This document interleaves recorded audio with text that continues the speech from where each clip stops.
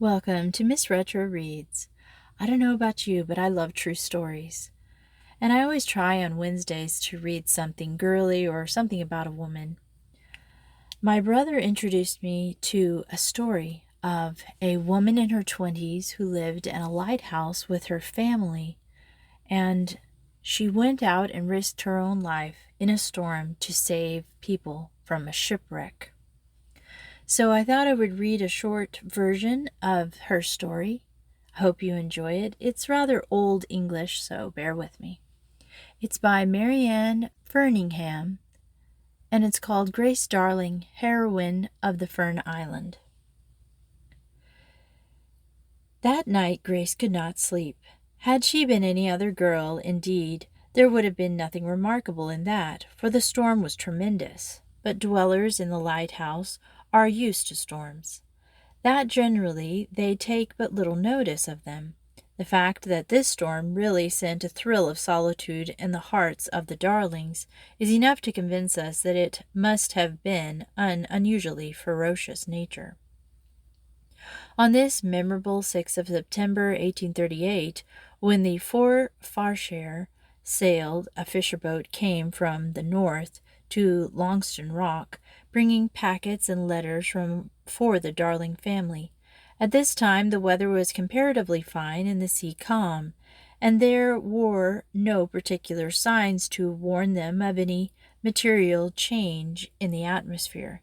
The day passed much as usual, but towards evening heavy masses of clouds collected, and those who were weather-wise knew that it was likely to become tempestuous. These surmises soon became certainties, and presently a tremendous wind arose and beat around the rocks of the lighthouse that was upon them, and a deluge of rain began to fall. The storm grew worse every half hour, until even the calm spirit of Mr. Darling was perturbed.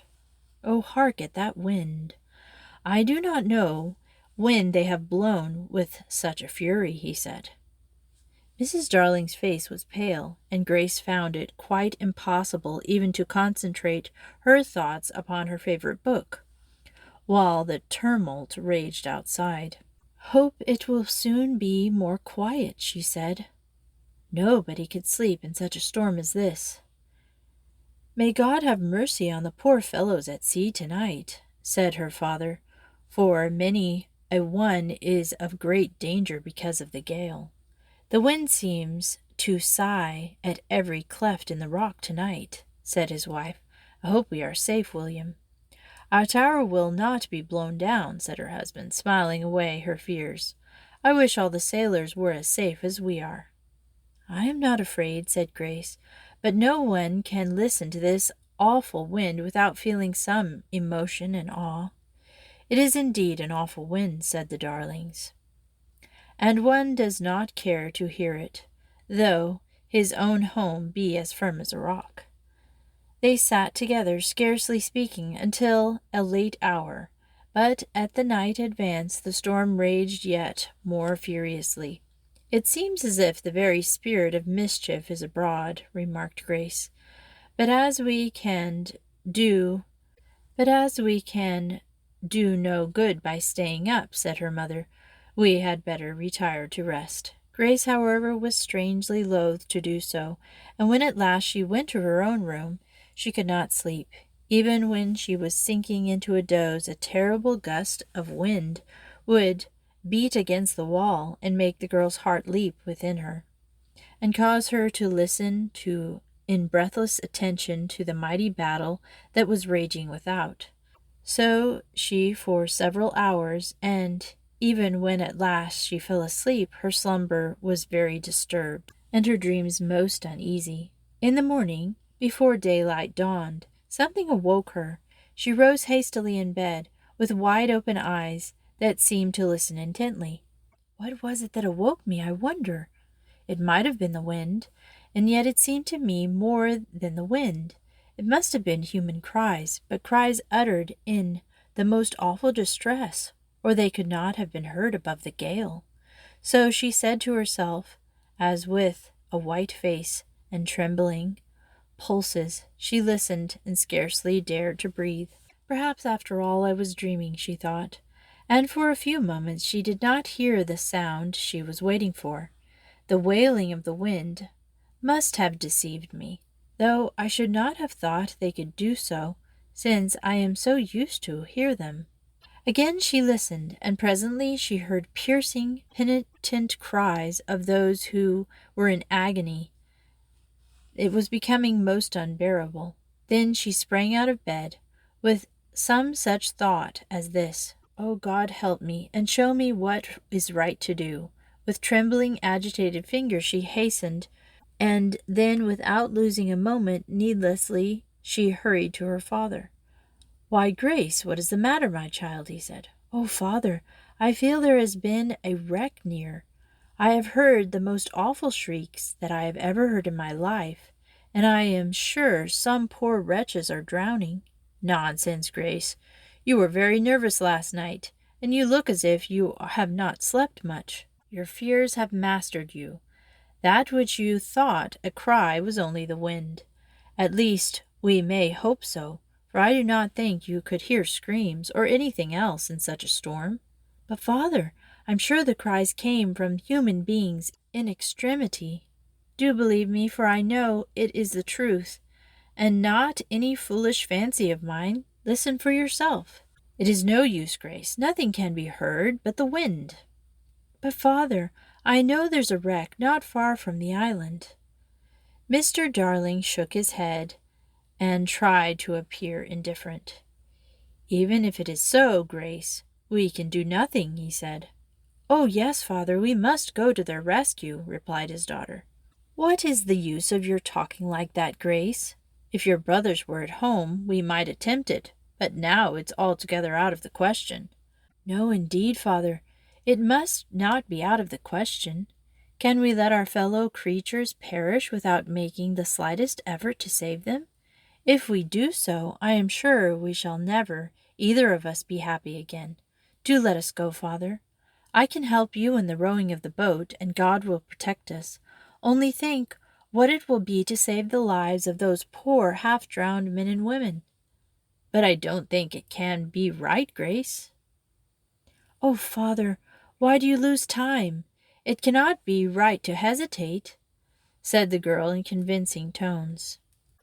Mr. Darling looked anxiously through the telescope.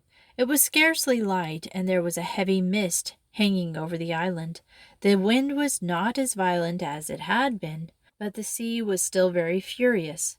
William Darling strained his eyes as he looked through the good glass, and presently he saw that which he looked for. About half a mile away, there were the shipwrecked sufferers still clinging to their only hope, the broken pieces of the ship. He thought a moment or two, and Grace's earnest pleading prevailed. He knew that she never before had been called upon to render such assistance, but he knew, too, that she was a brave girl and would do her best. "Very well, Grace. I will let you persuade me, though it is against my better judgment." Grace joyfully kissed her father, and he began to prepare. "What will your mother say, Grace?" he asked the next moment. The loving girl dreaded her more than the waves. Mrs. Darling, when she heard of it, could not give her consent. "Oh, William, I cannot believe that you will be so mad as to take her out. If there has been a shipwreck and lives lost, what is the use of your adding your own death to the number? Nothing can save you. The boat will not live 10 minutes in such a sea." "Oh, yes, my dear, I think we will come back again all right. Don't make yourself miserable for nothing," said her husband. "Do you not care, William, that you leave me a desolate widow, with none to provide for me? You are wicked to go. It is tempting Providence, and you ought to be afraid to do it," said his wife. "Through her tears," said Grace.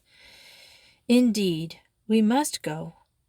How can we remain quietly here while our fellow creatures cry out for help? Grace, you are a foolish girl. You ought not to urge your father to lose his life, not to be so willing to risk your own. Think of me. What shall I do? with both of you drowned. It was after all the natural cries of such a woman as Mrs. Darling. It is not everybody that can bear to risk a beloved life, that the lives of strangers may be saved. Goodbye, mother. God will bring us back to you safely, never fear, and no doubt we shall bring some poor half-drowned creatures with us. So you had better get the beds warmed and everything comfortable, said Grace in a strong, cheerful tone. Mrs. Darling found that all her beseeching was in vain, and she could only hope for the best and keep herself as quiet as possible. She was, however, half frantic with fear as she bade them good-bye, and then watched with streaming eyes the fragile little boat venture out on the awful waters, and yet she could not but feel that they were doing rightly, and at the last she had herself helped to launch the boat. But she wrung her hands as she saw them go, and prayed earnestly to God that he would indeed keep care of them and bring them safely back. It is said that Grace was the first to seize an oar and spring into the boat, but her father, who was a brave man, quickly followed, and the two were soon working together in harmony.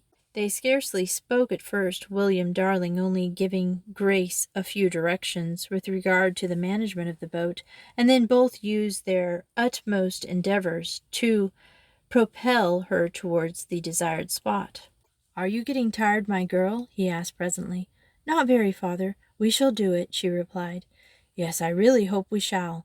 There are poor wretches glad enough to see us, I know. It is a good thing. It is an ebb tide. If it had not been, we could not have passed between the islands. It will be flowing when we come back, and if there are no sailors to help us, we may as well make up our minds to stay on the rocks with the others, for we shall not be able to get home again. Do not let us meet trouble halfway, father. The sailors will be able to help us." They pulled hard a little longer, and then contrived to reach the rock on which the sufferers were waiting. "Pray take care, Grace." "All right, father. Do not be afraid. I will not risk all my managements. If the cobble is beaten against the rock, she will be smashed to pieces." "I will take care, father. Cannot you land now? See, there is a chance. Now, father." With a tremendous effort, Darling got on the rock, and immediately Grace rowed the boat back so as to keep her afloat on the water and free of dangerous reefs. In the meantime, the sufferers of the rock had taken hope. "There is a boat coming," one had shouted to the rest, had a miraculously quickening force to them. They looked eagerly out, but could scarcely believe that it would be in the power of those two occupants to rescue them. "A woman and a man? God bless them." "Who is to be first?" cried Darling. "The boat is ready, and by God's help we shall save you all. Cheer up, hope for the best, and help yourselves as much as possible." His cheery words had a magic effect upon the sufferers, who immediately took heart again, and rose to their feet. The greatest care and caution were necessary in order to get the survivors safely to the boat. Poor Mrs. Dawson, we may be sure, was one of the first, who in a half-fainting, very weak condition, and bemoaning the loss of her children, was safely placed in the cobble by the kind assistance of Grace, her father, and the sailors. The bereaved mother found a friend and a sympathizer in Grace, whose womanly pity flowed in tears, and whose kind heart was greatly touched by the signs of the sufferings that she saw. At present, however, she had no leisure to express her pity, for all her care was needed to assist the escape of the others. As one by one they entered the little boat and thanked God for their deliverance, Grace could not quite keep the tears of joy from her eyes. "God bless you, but you're a bonny English girl," said a poor fellow, as he looked most wondering at her, and the praise of the half-drowned man whose life she had saved was dearer to Grace. Darling than any of the praises that were afterwards heaped upon her. Her young arms ached and her back was full of pain. When the last sufferer was safely in the boat, they prepared to row back to the land, but little cared she for that, since God had given her the joy she craved. The return was even more perilous than the outward journey had been. The cobble was full of precious human beings, but the sea abated none of its fury, that it might ride the more safely. But divine strength was behind that of the slender arms of William Darling's daughter, and the girl's matchless heroism did not fail her now. Her powers of endurance were great, her purpose good, and the devotion strong, and she did not relax her efforts until their own loved Longstone Rock was reached. Mrs. Darling, whose face bore signs of the most intense anxiety, went to the beach to meet them on their return, and eagerly embraced her husband and child. When they stepped from the boat, surely, if ever a mother had reason to be proud of her daughter, it was the mother of Grace Darling. "You are back safely, then," she said, while the tears of welcome sprang to her eyes. "Certainly, mother. Did I not tell you God would take care of us? And see, we have brought 9 persons from the rock." "And saved 9 lives," exclaimed Mrs. Darling. "That depends a little upon your nursing, mother. We have taken them from the rock, but they are the most deplorable condition now," said Grace.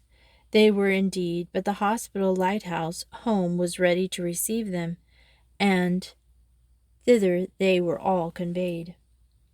At first they were so hungry and tired, so bruised and broken, that they could not talk much. Besides, they had, many of them at least, lost their friends and personal belongings, and were feeling sad and miserable enough. But Grace, though her limbs must have been aching, she must have felt weary and exhausted, began to minister to the wants as soon as they were safely in her family's house. For the next 3 days and 3 nights she found plenty of delightful occupations of soothing their sorrows and nursing them back to health and strength. As these returned, the survivors became more and more conscious of the great debt which they owed to Grace Darling, and they told her what their feelings were when they saw the boat coming towards them, and Grace herself like an angel of mercy in it. And Mrs. Darling explained that, but for Grace, their rescue would not have been attempted, since even the brave heart of her husband failed before the awful possibility of venturing on such a sea with only 2 pairs of hands. How must they, who owed their lives to the undaunting heroism of the kindly maiden, have loved and almost worshipped her, as they saw her moving in most beautiful simplicity among them in her own home. As for Grace, it may safely be said that she did not know that she had done anything at all remarkable, until the world told her so. It is almost certain that she did it because she could not help it.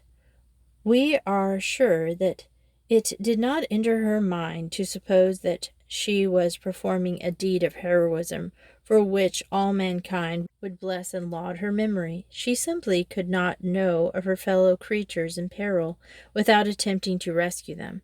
Their sorrows and distresses found a great echo in her own heart. The end. That was a really cool story. I had never heard of it before my brother told me of it, but maybe in England it's more well known. It did have a lot of old words in it. Some of them were funny to hear, but it was written in 1830s, so. And we'll listen to another story next Wednesday, and thanks for listening to Miss Retro Reads.